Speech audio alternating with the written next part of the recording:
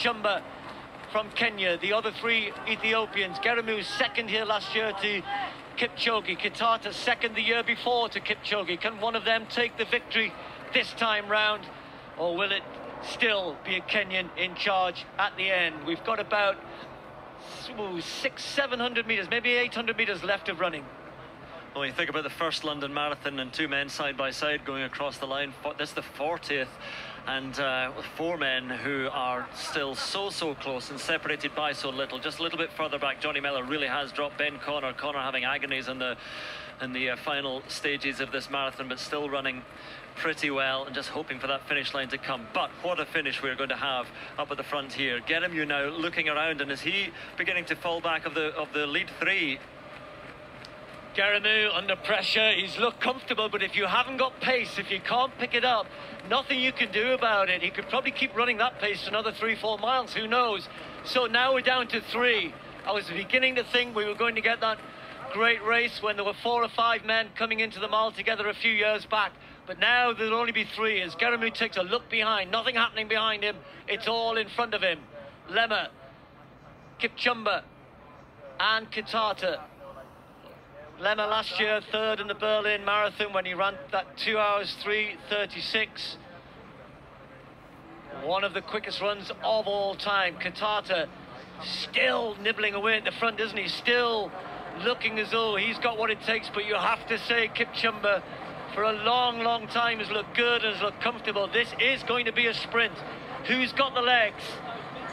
A couple of more corners left. A few hundred meters of running, that's all.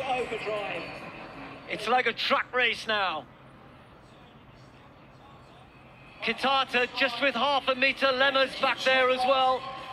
Kipchumba looks as though he's ready, but can any of these men raise anything more than just an increased cadence? Can any of them actually start sprinting?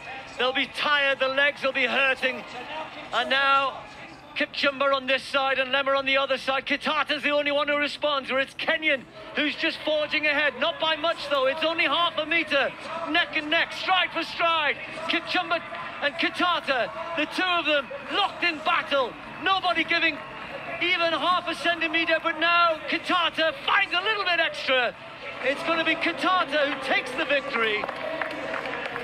Kipchumba second, Lema third. A great finish to the men's London Marathon in 2020, and it's Ethiopia who take the title in the form of Shira Keytata. Second 2 years ago, and it's sweet victory for him in this very special year. Geramu, even though he looked the best, couldn't raise the sprint that the others could. Wazahan, his teammate, the two men who were second and third last year, having to watch others contend the finish as Charlie Holson takes the bell on his last lap. And then we'll be watching for Kipchoge to come up the home straight. But the battle for the British title continues. Stay there. I'll go back to that in a second. Here he is, Eliud Kipchoge. Well, apart from his Olympic victory in Rio, this is his slowest of his marathons, and the first time he's been beaten since 2013, and the first time he's finished as low down, and I use that as a phrase which many athletes would be happy to finish in the top 6 in the London Marathon, but not this man. That's not what he's used to. I'm sure he'll go and congratulate everybody else because he's that type of competitor, but for whatever reason he wasn't able to produce a performance today. It wasn't fast, but it was hard. We had a real surprise in terms of the result.